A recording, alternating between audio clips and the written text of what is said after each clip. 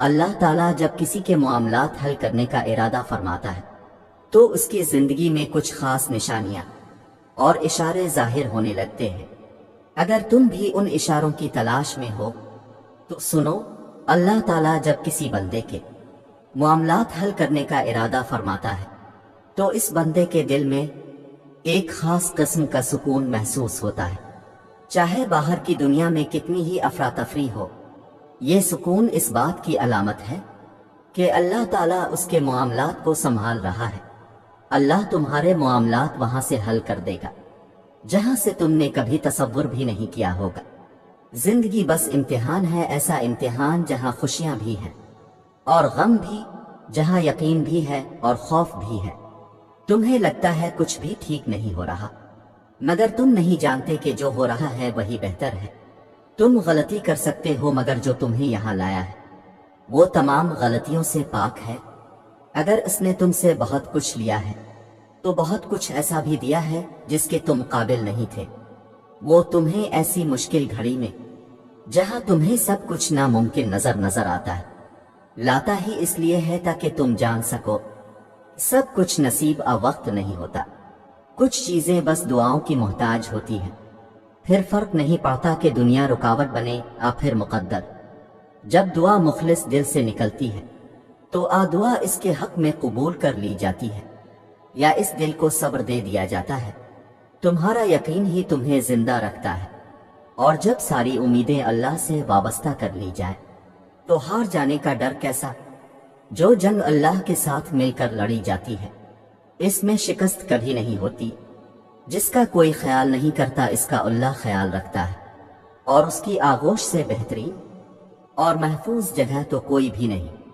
زندگی کو اپنے مطابق بنانے کی کوشش کرنے والے احمق ہوتے ہیں۔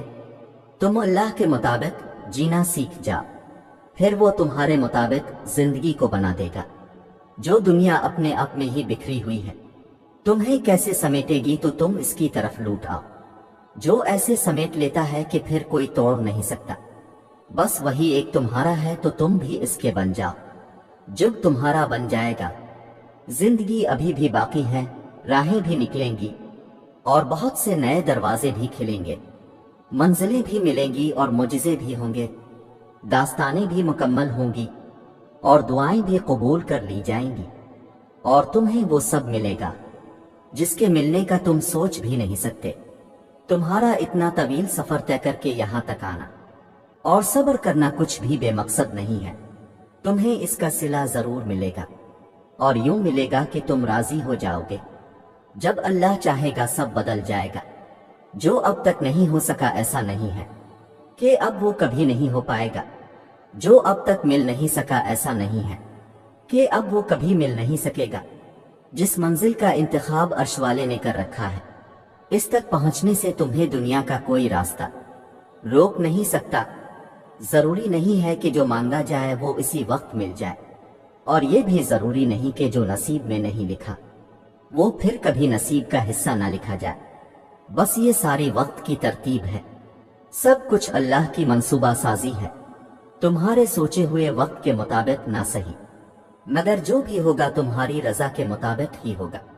اگر سب کچھ فوراً ملنے لگے اور ہو بہو ویسا ہی ملنے لگے جیسا تم چاہتے ہو تو تمہیں کیسے پتہ چلے گا کہ جو چیز اللہ سے مانگ کر اور اللہ کو منا کر ملے اس چیز کا مزہ بن مانگے مل جانے جیسا نہیں ہوتا۔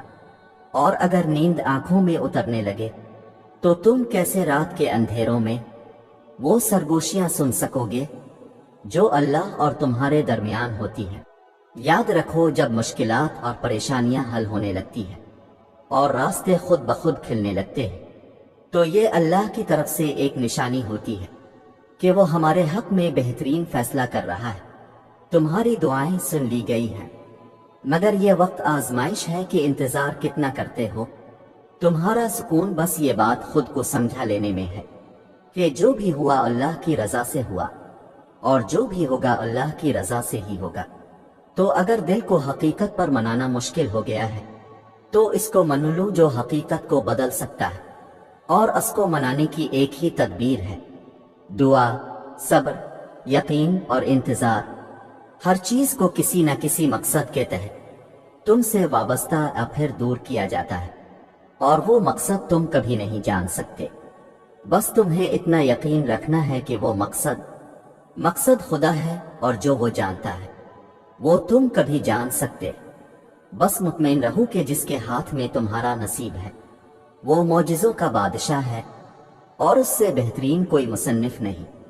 وہ کہانی کا ہر رخ جب چاہے جہاں چاہے موڑ سکتا ہے، وہ نصیب کا ہر لفظ بدل سکتا ہے، اور زندگی کا ہر پہلو تمہاری چاہت کے مطابق بنا سکتا ہے۔ تم اس کی مان لو، وہ تمہاری مان جائے گا۔